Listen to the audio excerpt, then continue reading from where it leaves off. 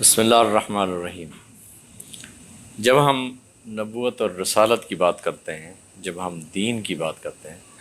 تو ہمارا ذہن وہ کون سے امتیازات ہیں جن کو لے کر وہ اسے غیر نبوت سے ممتاز کرتا ہے۔ اگر ہم غیر نبوت کو نبوت سے ممتاز نہ کر سکیں، ہم جو کچھ سوچ رہے ہیں وہ اس طرح کی چیز ہو کہ نبوت اور غیر نبوت کا فرق باقی نہ رہے، تو اس پر تو انسان کا مطلب ایمانی شعور بھی ختم ہو جاتا ہے، ایمانی شعور ختم ہو جاتا ہے یہ جائے کہ کوئی چیز باقی رہ سکے۔ تو اصل مسئلہ یہ ہوتا ہے کہ آپ کو جب بھی دین کے متعلق یا نبوت اور رسالت کے متعلق کوئی بات کرنی ہے یا علم بالوحی کے متعلق کوئی بات کرنی ہے، تو آپ کو اس کے امتیازات کو فوکس کرنا ہے۔ آپ کو یہ توجہ کرنی ہے کہ وہ کون سے امتیازات ہیں، وہ کون کون سی باتیں ہیں جس سے نبوت غیر نبوت سے ممتاز ہوتی ہے۔ اگر نبوت اور غیر نبوت کے مابین آپ اس امتیاز کو برقرار نہ رکھ سکیں تو کفر و ایمان کا تو مسئلہ ہی ختم ہو جائے گا۔ اصل مسئلہ تو ہے ہی وہاں پر یہ کہ فیصلہ کن پوزیشن کہیں ہے تو کفر و ایمان کی ہے۔ اب نبی کی ذات ایک انسان ہے، اس کی ذمہ داری نبوت کا ابلاغ ہے، اس نبوت کے اندر انذار ہے، تبشیر ہے۔ نبی کا کام انذار و تبشیر نہیں ہے، نبوت کے اندر انذار و تبشیر ہے۔ تو اگر آپ اس بات پہ توجہ کریں گے تو نبی، اس بشارت کا نبی بھی اتنی ہی مخاطب ہے، اس تنذیر کا بھی اتنی ہی مخاطب ہے جتنی کوئی دوسرا مخاطب ہے۔ تو اس حقیقت کو پہلے اچھی طریقے سے سمجھ لیں کہ نبوت میں انذار و تبشیر یہ دونوں باتیں نبوت کے اندر ہوتی ہیں، اور نبی خود اس انذار و تبشیر کا اتنی ہی مخاطب اور مکلف ہوتا ہے جتنی کوئی دوسرا ہوتا ہے۔ تو اگر آپ نبی کے حوالے سے بات کریں گے، نبی یقیناً وہ تنذیر و تبشیر فرماتا ہے، کرتا ہے تو اسی نبوت کے ذریعے سے کرتا ہے۔ وہ یہ تھوڑی ہوتا ہے کہ نبی اپنی جگہ پر بیٹھ کر وہ آپ کو انذار و تبشیر اپنی مرضی سے بتاتا رہے گا، وہ آپ کو موت کے بعد کیا ہونے والا ہے اس کا منظر بتاتا پھرے گا آپ کو کہ موت کے بعد کیا ہونے والا ہے اللہ تمہارے ساتھ، وہ اس کے اپنی مرضی سے بتائے گا۔ کبھی رسول اللہ صلی اللہ علیہ وسلم کی زندگی میں ایسا کوئی ایک واقعہ، بلکہ کسی بھی نبی کی ذات میں ایسا کوئی واقعہ آپ کو سامنے نظر نہیں آئے گا جہاں نبی نے رسالت اور نبوت کے ابلاغ کے علاوہ کوئی اپنی مرضی سے انذار و تبشیر کی ہو۔ یہ ایک بنیادی بات ہے کہ پہلے مرحلے پر آپ نبوت کو غیر نبوت سے الگ کریں تو آپ کو سمجھ آئے گا کہ نبوت کا کیا مقام ہے۔ میں یہ نہیں کہہ رہا کہ انذار و تبشیر میں آپ کوئی غیر وحی کو استعمال نہیں کر سکتے، یہ بات نہیں کہہ رہا میں آپ کو۔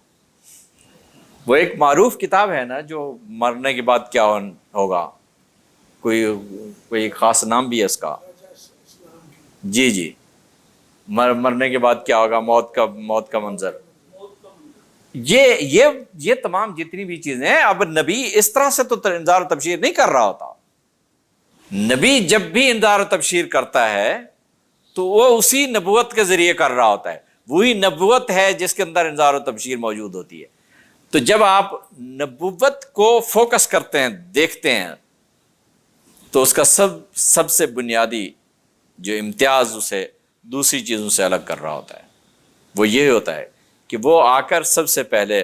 اس نبی سے بھی اتنی مخاطب ہوتی ہے، اس نبی کو بھی اتنا ہی مکلف بناتی ہے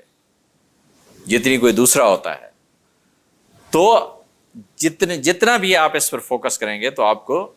اپنی توجہ آپ اس پر مرکوز کریں تو آپ کو نظر آئے گا کہ نبوت کا دائرہ کار کس طرح سے ممتاز و منفرد ہے۔ ہاں، جب آپ نبوت کو نبی علیہ الصلوۃ والسلام کی اطاعت و اتباع میں نہیں سمجھ رہے، آپ ایک اپنی حیثیت بنا کر اسے سمجھ رہے ہیں، آپ اسے اپنی ایک انڈیپینڈنٹ حیثیت سے سمجھنا چاہتے ہیں، تو پھر آپ کو وہ واقعتاً ایک ایسی چیز نظر آئے گی کہ وہ جس کے لیے آپ کا جو جی چاہے آپ نام رکھ لیں، لیکن پہلے آپ اس کے متعلق ایک نظریہ قائم کریں گے، اسے ایک نظریے میں بدلیں گے، تب کہیں جا کر آپ اس کے لیے آپ اپنے دماغ میں ایک باقاعدہ پورا ایک نظام کھڑا کریں گے اور دوسرے لوگوں تک پہنچائیں گے۔ لیکن نبوت کے لیے یہ ضروری ہوتا ہے کہ اس کی اطاعت و ابلاغ، اس کا دفاع اتنا ہی واجب ہوتا ہے مسلمان پر جتنا نبی کی ذات پر ہے۔ اگر آپ نبوت کی اطاعت و اتباع، نبی کی اطاعت و اتباع کے بغیر کچھ کرنا چاہتے ہیں تو اس کا کوئی امکان نہیں ہے۔ اس لیے ہمارا ایک بہت بڑا مسئلہ جو پیدا ہوا ہے وہ یہاں پر یہ ہوا ہے کہ ہم یہ سمجھنے میں اپنے آپ کو بہت حد تک آگے لے جا چکے ہیں کہ رسول اللہ صلی اللہ علیہ وسلم کی نبوت کو سمجھنا ہے تو بھی، یا آپ نے مسیح علیہ السلام کی نبوت کو سمجھنا ہے تو بھی، آپ نے تورات پڑھنی ہے تو بھی، آپ نے انجیل پڑھنی ہے تو بھی، تو وہ ایک مقدس کتاب ہے۔ قرآن مجید بھی اسی طرح کی ایک مقدس کتاب ہے آپ کے سامنے۔ اس مقدس کتاب کو مقدس کہنا زیادہ خطرناک ہے، وہ ہو جاتا ہے اس وقت جس وقت آپ اپنے آپ کو رسول اللہ صلی اللہ علیہ وسلم کی اطاعت و اتباع سے باہر نکل کر اس کا بلا واسطہ مکلف و مخاطب بنا لیتے ہیں۔ اب یہ ایک باقاعدہ ایک نقطہ نظر ہے جس نے ہماری پوری دینی فکر کو ایک شکل دے دی ہوئی ہے۔ اگر آپ اس دینی فکر کی بنیادی امتیاز کو نہیں سمجھ سکتے تو آپ نبوت کے بھی امتیازات آپ کے سامنے باقی نہیں رہیں گے۔ ہم نے علم کلام میں، ہم نے اصول فقہ میں، ہم نے اصول شریعت میں، ہم نے اصول تفسیر میں، یہ ساری چیزیں جتنی بھی ہیں ان سب کے اندر سب سے پہلے قرآن مجید کو رسول اللہ صلی اللہ علیہ وسلم کے لیے باقاعدہ انذار و تبشیر، نبی علیہ الصلوۃ والسلام کی ذات کے لیے انذار و تبشیر کے درجے سے ہٹا کر ایک نیا ایک درجہ دیا، اور پھر اس پر ہم نے اپنا پورا کلام اور اپنا پورا نظام فکر کھڑا کیا۔ جن لوگوں نے قرآن مجید کے حوالے سے ایک نظام فکر قائم کیا ہے، انہوں نے قرآن مجید کو قرآن مجید کے مقام و منصب پر رکھے بغیر کیا ہے۔ دیکھیں، یہ ممکن ہے کہ آپ دنیا کی کوئی کتاب اٹھا لیں، اس کو اس انداز سے پڑھیں کہ مصنف آپ کو کیا بتانا چاہ رہا ہے، آپ کی پیش نظر یہ بات نہ رہے، آپ اس کے اندر اپنی مرضی کا کوئی مفہوم لائیں یا آپ اپنی مرضی سے اس کا کوئی تجزیہ کریں، اس کا امکان موجود ہے۔ لیکن اس امکان کے موجود ہونے کے ساتھ یہ بات بھی یقینی ہو جاتی ہے کہ جب آپ یہاں پہنچتے ہیں مصنف آپ کی نظروں سے اوجھل ہو جاتا ہے، مصنف آپ کی نظروں سے اوجھل ہو جاتا ہے۔ اور نبوت کے لیے یہ سب سے بڑا مسئلہ ہے کہ نبوت اگر اللہ جو کچھ سمجھانا چاہ رہا ہے وہ، اور نبی علیہ السلام جو کچھ سمجھیں وہ، اور امتی جو کچھ سمجھائے یہ، ان تینوں کے درمیان اس معنی اور مفہوم میں وحدت اور یکسانیت نہ ہو، تفہیم معنی کے درجے میں، تو پھر نہ نبوت رہے گی، نہ ہدایت رہے گی، نہ اللہ ہادی رہے گا، نہ میں مہتدی رہوں گا، نہ رسول اللہ صلی اللہ علیہ وسلم کو آپ بحیثیت رسول کے ایک ہادی کا درجہ دے سکیں گے۔ اس لیے سب سے زیادہ ضروری چیز یہ ہے کہ کوئی بھی بات قبل اس کے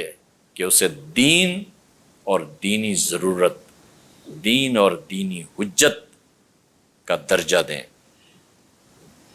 سب سے پہلے اس کے متعلق یہ طے کر لیں